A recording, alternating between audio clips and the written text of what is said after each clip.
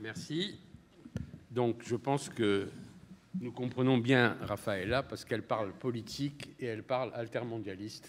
Je suis un altermondialiste. Bon, écoutez, je vais vous proposer quelques réflexions. Je suis évidemment très heureux d'être ici avec notre chère Ligue. Je vais vous proposer 6 réflexions, mais pour rester dans les temps, je ferai à peu près juste le titre de chaque réflexion et chacun d'entre vous y mettra ce qu'il veut et répondra un peu comme il veut. Voilà. Et c'est comme ça peut-être que nous avancerons collectivement, d'ailleurs. Voilà. Bon. Donc, alors, ma première réflexion, d'abord, on m'avait demandé de réfléchir sur les sociétés civiles entre résistance et construction d'alternatives. Pour les sociétés civiles, je partirai des acteurs de la société civile, c'est-à-dire des mouvements sociaux et citoyens. Donc, pour moi, je ne parle pas des sociétés civiles, mais des mouvements sociaux et citoyens. Et effectivement, il s'agit de se poser la question de la situation dans laquelle nous sommes. Et pour ça, c'est ma première réflexion. Je reviendrai, d'ailleurs, Raffaella l'a pratiquement cité tout à l'heure dans son intervention, sur la définition que Gramsci donnait de la situation en 1937. Il disait « Le vieux monde se meurt, le nouveau monde tarde à apparaître et dans ce clair-obscur surgissent les monstres. » Ça fait de nombreuses années que je citais ces Gramsci en disant toujours « Faites attention, les monstres vont arriver. » Et maintenant, ce qui change, c'est que les monstres sont là.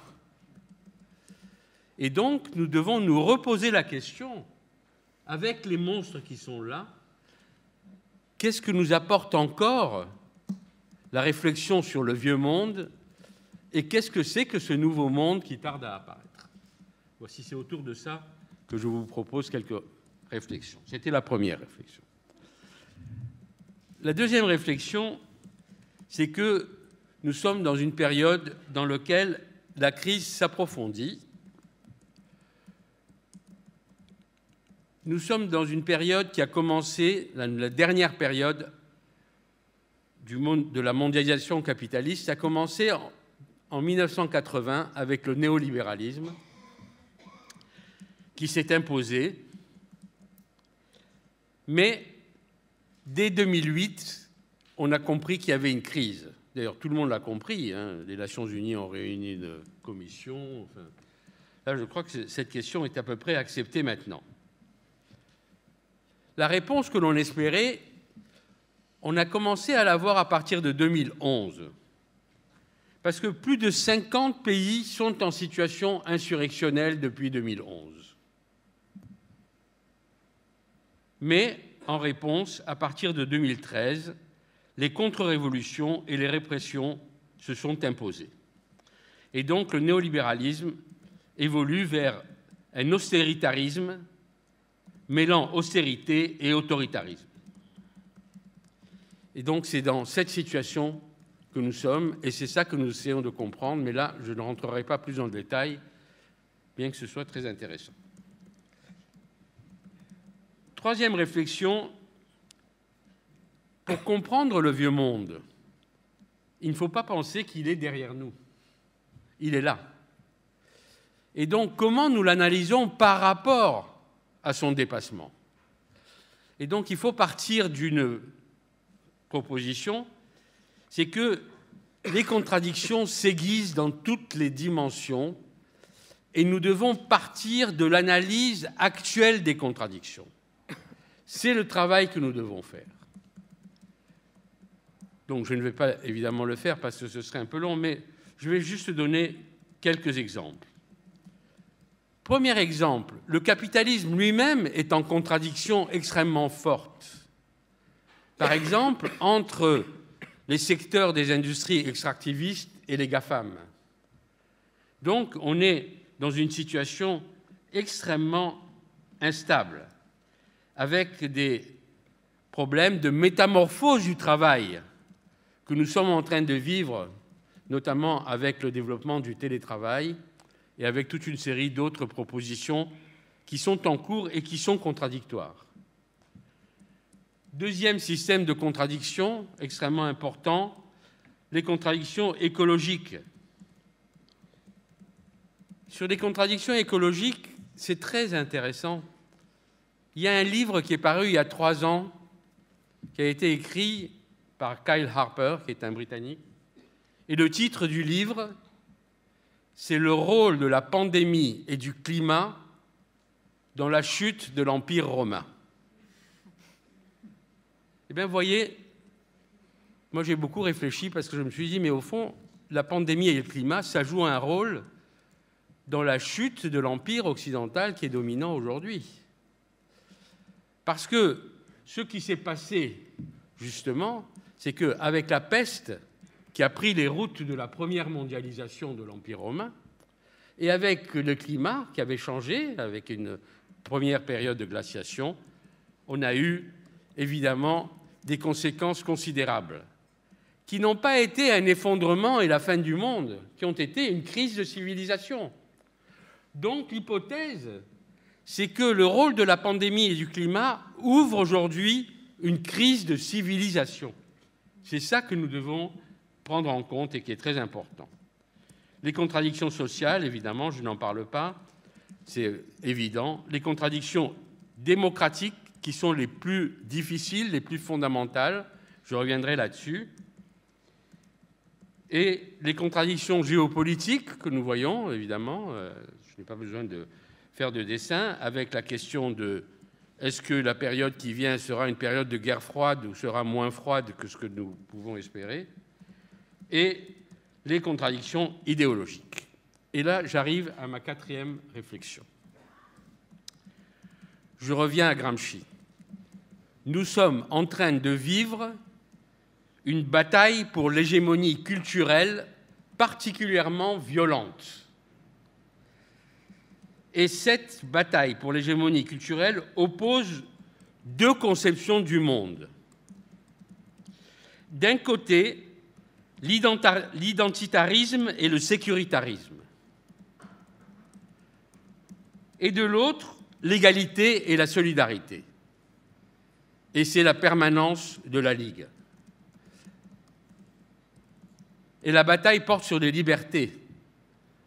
Les libertés partagées entre ces 2 conceptions. Une liberté libertarienne, individualiste, ou des libertés individuelles et collectives à réinventer.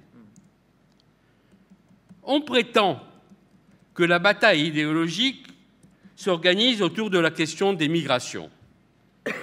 C'est une instrumentalisation médiatique. La bataille pour l'hégémonie culturelle porte d'abord sur l'égalité. Les migrations sont utilisées, mais elles partagent toujours autant les sociétés. Dans notre société, en France, il y a autant d'appels à la haine que de manifestations de solidarité. Depuis 4 ans, les sondages annuels indiquent, par exemple, que 60% des sondés sont pour la citoyenneté de résidence et la participation des résidents étrangers aux élections locales, ce qui est l'inverse de ce qu'on prétend. De même, quand on interroge sur le sujet d'inquiétude les Français, ils mettent en tête le pouvoir d'achat et l'écologie. L'islam arrive en 10e position et l'immigration en 13e position.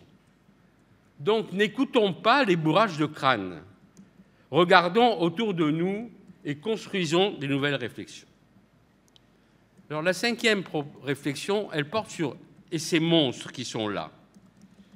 Eh bien, c'est très important de réfléchir sur les monstres.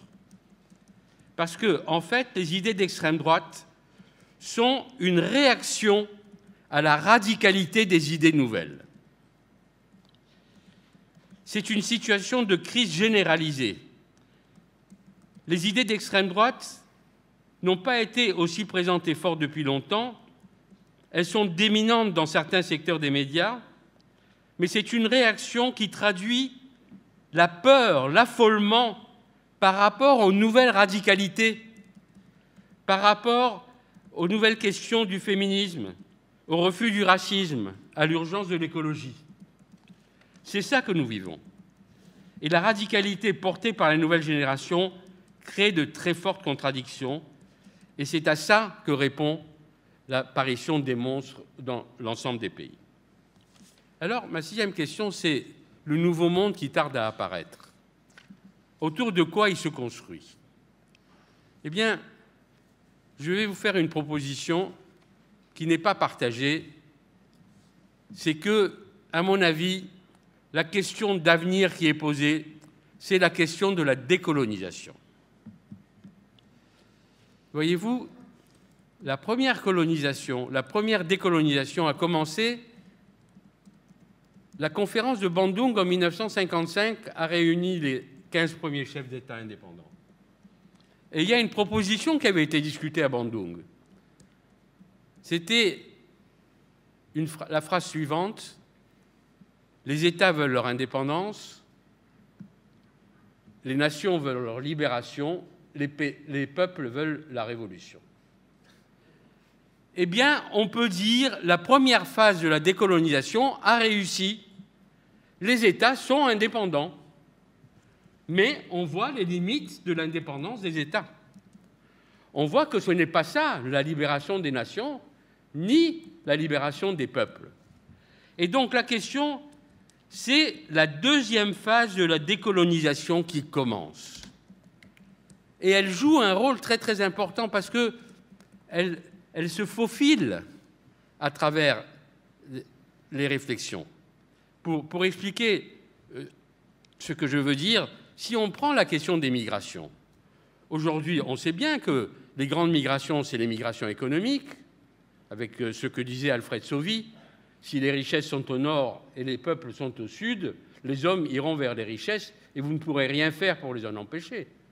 Des migrations géopolitiques, à travers les guerres, 1 milliard de gens dans le monde vivent dans une période, dans une région en guerre. Et troisièmement, les migrations environnementales. Mais en réalité, quand on parle des migrations, qu'est-ce qui ressort aujourd'hui? Eh bien, c'est la question du racisme qui ressort aujourd'hui, c'est la question de la xénophobie. Ce sont ces questions-là qui reviennent au niveau idéologique comme des questions majeures. Et donc, aujourd'hui, il faut se poser la question: qui est-ce qui est porteur de la transformation et de la transition? Eh bien, c'est ce que je vous proposais tout à l'heure, ce sont les mouvements sociaux. Ce sont les mouvements sociaux, chacun de leur côté, et les mouvements sociaux ensemble. Et justement, la question qui est posée, est-ce qu'ils sont capables d'être ensemble pour définir un nouveau projet? Les mouvements sociaux, c'est le mouvement ouvrier, évidemment, le mouvement des travailleurs, le mouvement des salariés, c'est le mouvement féministe, c'est le mouvement contre le racisme, qui est un mouvement direct de décolonisation, le mouvement des peuples qu'on appelle peuples autochtones ou peuples premiers, comme on veut, le mouvement écologiste. Mais pour expliquer ce que veulent dire les mouvements et ceux dont ils sont porteurs, je vais prendre un exemple qui est tout à fait fascinant. Je vais à peu près terminer là-dessus. Cet exemple, c'est l'exemple du mouvement paysan. Le mouvement paysan a subi une mutation. La Via Campesina est aujourd'hui le mouvement social le plus important dans le monde, de plusieurs centaines de millions de personnes. C'est le seul mouvement qui soit aussi important. Et ce mouvement, il a été capable d'inventer des nouvelles propositions. Il a été capable de se persuader lui-même et de persuader tout le monde que finalement l'agriculture paysanne, c'est peut-être plus moderne que l'agro-industrie. C'est très fort quand même, idéologiquement. C'est extrêmement fort.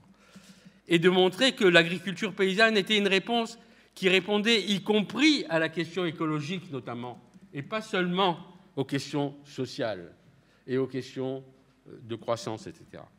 Et donc, effectivement, il a inventé l'idée de la souveraineté alimentaire. Il s'est battu contre les OGM. Il est devenu un mouvement scientifique et technique qui conteste la parole d'une partie des grandes entreprises, notamment des grandes entreprises agroalimentaires. Voilà l'exemple de ce que peut être justement le rôle des mouvements sociaux dans la construction d'une nouvelle réponse. Et donc l'urgence pour nous, c'est de définir un projet de dépassement et d'émancipation qui correspond à la nouvelle alliance stratégique entre les mouvements sociaux et d'inventer des nouvelles formes du politique qui renouvellent l'approche de la démocratie, qui est le défi principal que nous avons devant nous et qui est celui qui est porté depuis longtemps et que la Ligue continue à porter. Merci.